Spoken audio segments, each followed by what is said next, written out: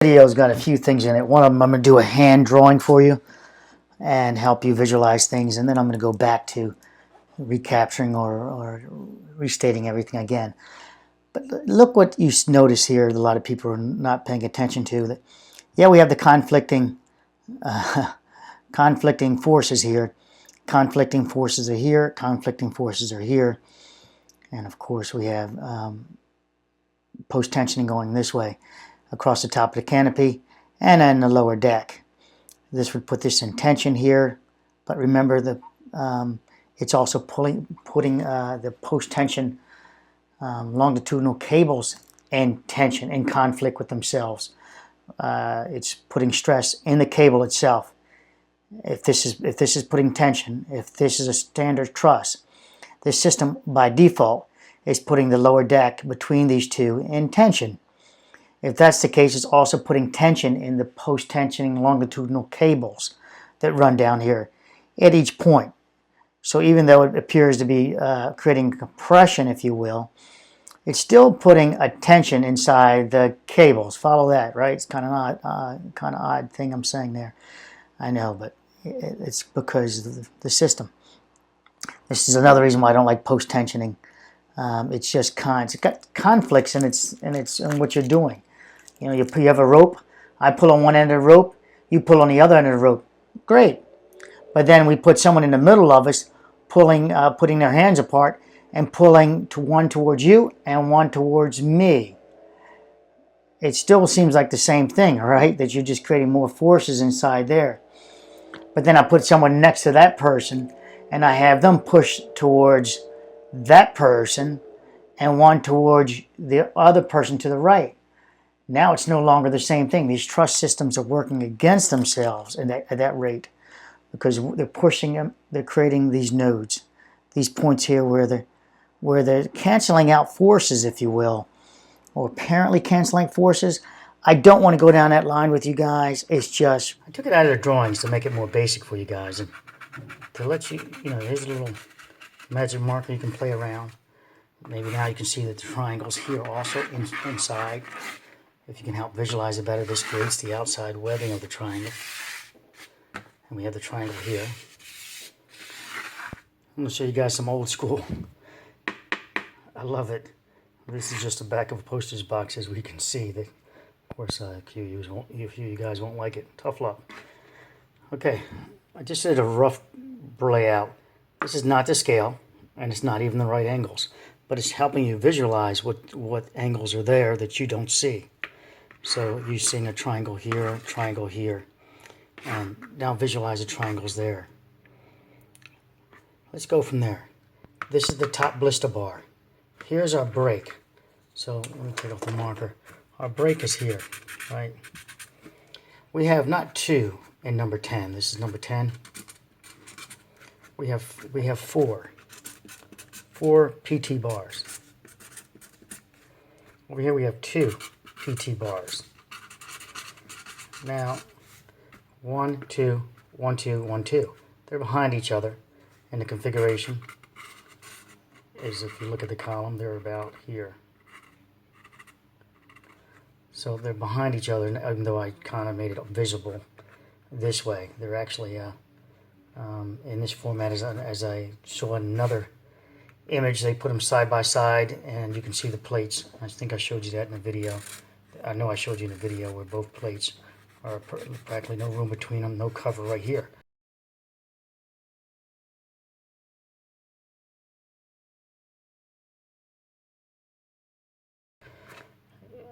So this already fell, and we see that there's still concrete on this blister bar. We'll work on it. We'll work on this. So you've got your members coming through here and here. Now watch how, if the force is in 10, if they're inside this blister bar, normally, as I was talking about, the failure was started inside the pipes. I'm not changing that inside the ductwork. I'm not changing that. Still in the hollow tubes, the ductwork, all the voids that are created. But watch what I do if I make this blister bar all encompassing, like a plate, a top plate, if you will, a structural plate. So all of this, let's call it unbreakable. And literally we can call it unbreakable because you see it on the ground, it only has cracks in it, so before it hit the ground, it was unbreakable. So as we have unbreakable with these forces. So this helps you visualize. Here's the solid blister bar. Unbreakable, it's not going to flex, is what I'm saying. You get no flex out of this. You get no flex out of that bar. So then we apply a force from these two. This number 10 has 4 post-tension bars. 4.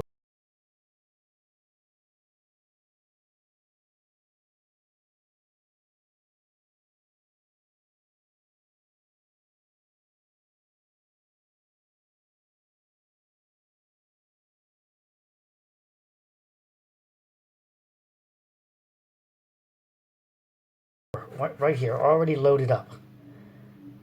Here's the crack. Let me cut to the chase here. As these forces are on this unmovable solid plate, this all becomes a solid plate. If you could drive this plate down, if you can compress this plate by using post-tensioning, it would send the forces out here at the end of it. Of course, near the all of this would have forces down on it. All of it would do it. This has a lot of counteracting forces because it's literally, as the path goes up, it's supported. So if we take this out, if we take this area out, we now see that what's pretty much unsupported. Where's the deck part? Well, we've got a 1 foot deck, and we've got this area here. So if we see where the bridge cracked, well, we know it cracked here, the canopy did. How do we get a crack there? Well, we have to have the ductwork, and we have to have loads. So our dead loads can be it. Also post-tensioning we can count. But remember, I follow the data. So we can remove post-tensioning from this altogether, and that the guys were doing nothing. All right, we can have a little fun with that for a minute. And we just add the dead loads, but we have to add that they did post-tension this number here. We don't know what kips they put it up at. And this is the last one that we know was finished. So let's say they were closing cracks. They were doing crack adjusting, somehow post-tensioning to try to resolve the crack down here. And let's theorize it goes through. Let's theorize it goes this way also. And the bridge started flexing, bowing in the middle, pulling away. So then they decided, let's close it up by using post-tensioning.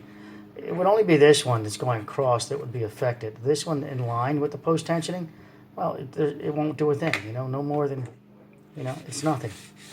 You're not going to do a thing. You've got to come, if you want to close a crack there, you've got to have the cable, the post-tension rod across that crack. And then that would close it up. But you're only addressing the crack at the bottom, which would be insignificant because you're only thinking about closing the crack, unless you were thinking about pulling the bridge back to level if the bridge creeped down, in which case it's, and I say creep, that's an accelerated creep. That's a, the bridge has only been up for 3 days or 2 days. Now we have cracks in here, number 10. 1, 2, we'll get back to that. 3, 4. 4 cracks that we know of. And there's numerous other cracks in all the members. In fact, he doesn't say there's not, he doesn't really reference that there's one without similar cracks. He doesn't say, except for number 701 or whatever it may be. So they all have cracks in them. We can assume that from his reporting, or he's, tough luck. We can assume that, or you cannot. It works either way. We know we have cracks here. They're outside this pretty much. It's at this point here, whereas United Ember Study said avoid sharp angles. They were really thinking like this. And chamfers, they said. And as you saw, there was chamfers in here. So let's load this. We load this with these extra kips, and this has a lot of kips in it. Huge loads, all put in one bar, loading one area, putting loads here. Now this is a compressive member, as we all know. This was designed to be under compression. So why would you actually add compression to a member that's already in compression? You're actually overloading at that point because it has the dead load to deal with, and it has its own job. So would you overload it? Yeah, no engineer would call for, let's overload this member. And what I find ironic or different, wrong word, is that if you remember before we had the exact post-tension numbers, I theorized that this was done to counteract the forces of this just being on a diagonal. But that theory is out the window now, because if they were both post-tension at 389, of these call for 389, with a difference of only both of them elongations about the same, with like a 1/4 inch difference or something odd. But if they both wind up at 389 kips, then let's go with that. Then that just balances it. It does nothing for deflection in this member. It did nothing besides add more. It had 389,000 kips, 389 kips to this number 11. That put me back to where I was saying that it was designed for racking, to keep the bridge from racking, from this whole thing from racking that way. It's a counterforce from number 2 at the far end of the bridge. Let's go from there. We noticed that pretty much, even though it did show some flexing here going in and out in the video, we might have to call it some distortion. As you look at the finished product, this seems to be in place still, this joint. Now, I know everyone wants to get disjointed, like I had to do that, over number 11. We'll get back to number 11 and disjoint it. Number 11 and 12 combination and shearing. Well, I just went over to the other forum. Somebody's looking at my videos. Appreciate it.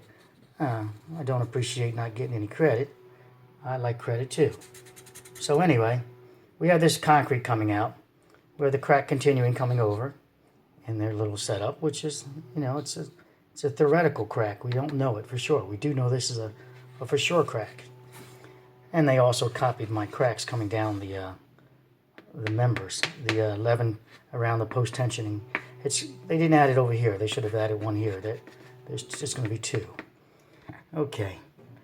And we can only theoretically we're adding the rest, but the photographs clearly just show it down here. But come on, the crack goes up the steel. Now the engineer, I think it's the BPA, let's just say that, the BPA, inspecting engineer, said the forces created in number 11 created tension in the steel here, not the post tension bars, which are in the hollow ducts. Created tension here and caused cracking. This cracking. He describes it as this, as its measurements, but it could be this, and that he didn't give the proper detail, saying 120 ending at this. This would give a better description. This would show, it would more be indicating of how the forces are really being pulled in line with this post tension bar. But so you can change it either way. We know we're dealing with cracks. We know that another thing, it appears that these cracks appeared before they post tensioned. These cracks appeared before they post tensioned. Then they post tensioned, and all of a sudden he does a report about cracks again. Odd, right? But we know why, or at least we have a feeling why. It's all right. So clearly, if you're making money from engineers, other engineers and other companies, you don't slam them every chance you can. You'll never get any more work, and you'll probably get fired from the company you're working for. So you've got to play ball some way. I know it's going to piss a lot of people off, but that's a fact of life, isn't it? So we got the forces coming down on this. How do we get the forces coming down on this? We have dead load of the bridge. We know that it can do it without even post-tensioning, because cracks appeared before they even finished post-tensioning the structure. Cracks represent movement, and this movement could only have been done by the lower deck opening, as the crack, as I showed you, the crack analysis on literally a crack. It's like this. Then this is the point where it's hinging from. Right? So it's not doing that. This is the point where you can close these back up. So if we were to have all of this connected,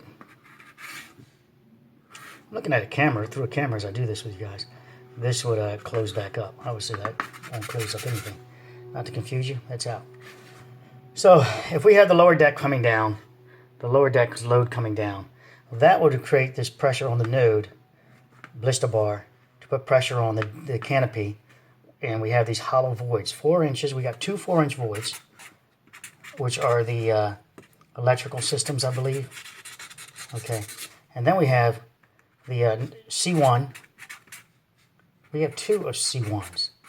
We've got quantity of 2 of the C1s, which are right in line with this, which I showed you another video where they're right here, in behind it, below the blister. So they're right there under that path. So we've got maybe 5 inches there of void. This is a 3-inch round, so you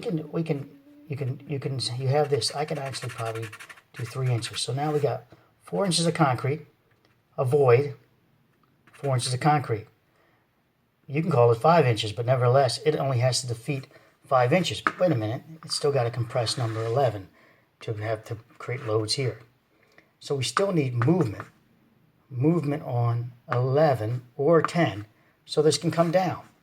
Well, that puts us back at the bottom deck again. If this was the flex, if the whole bottom deck was the flex, start coming down, it would come down with this. This would still be pinned here. It's pinned on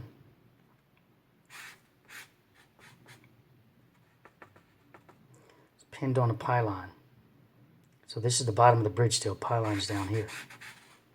This is the pylon. P-L-Y. P-L-Y, pylon. Did that wrong, didn't I? Oh well, plywood. Okay, so we've got our forces coming down. Can we do it with it? So we can do it with dead weight causing this issue. That the mid-span created the cracking. Also went to work here. Once it cracks this up, once it cracks it, it's gone. It's history. It can finish cracking it. This has post-tension bar still going through it. C2 times 2. So it has C2 and C3 going through each side of the node. So as we look at the node,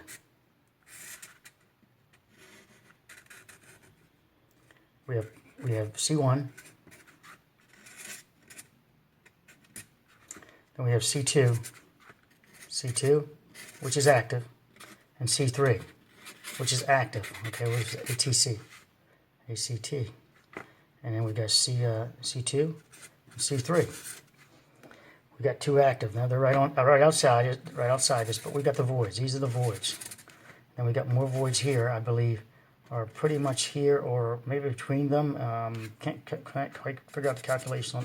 Location of that. All right. These are not grouted. No grout. This creates a void in itself. So if we have a straw, imagine a pipe, if you will, and we can look through it. And we have this cabling going through it. Let's route a cable like this. Let's be fair. Let's really close it up.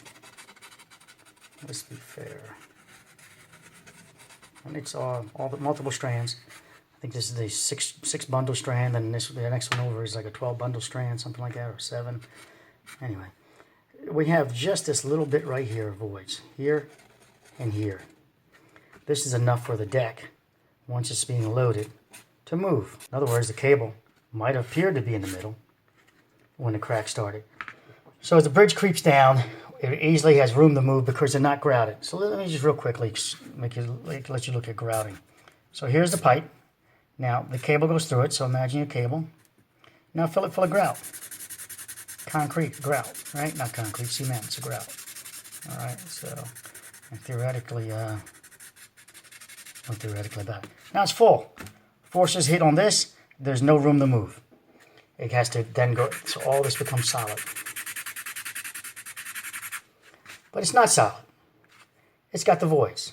This didn't take place.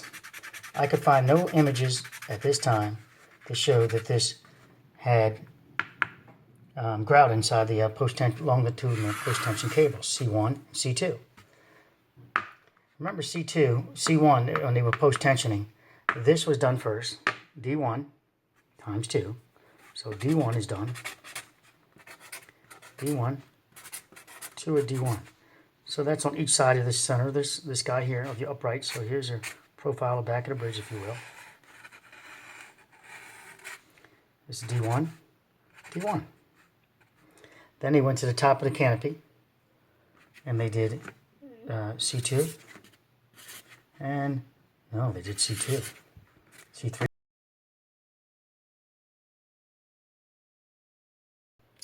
This one next. Upon doing this, this is when we got a break in 10. We want balance. We want equilibrium there. We want tension. This comes in compression. But the problem is, as you know, when they moved it, this became tension. Because the load is now here. This is the compressive load. from carrying the bridge. This becomes the cantilever. Then we get to the MCM guys saying that they detensioned at the time of after they moved the bridge. That was not part of the system. These were not supposed to be detention until the main span was complete.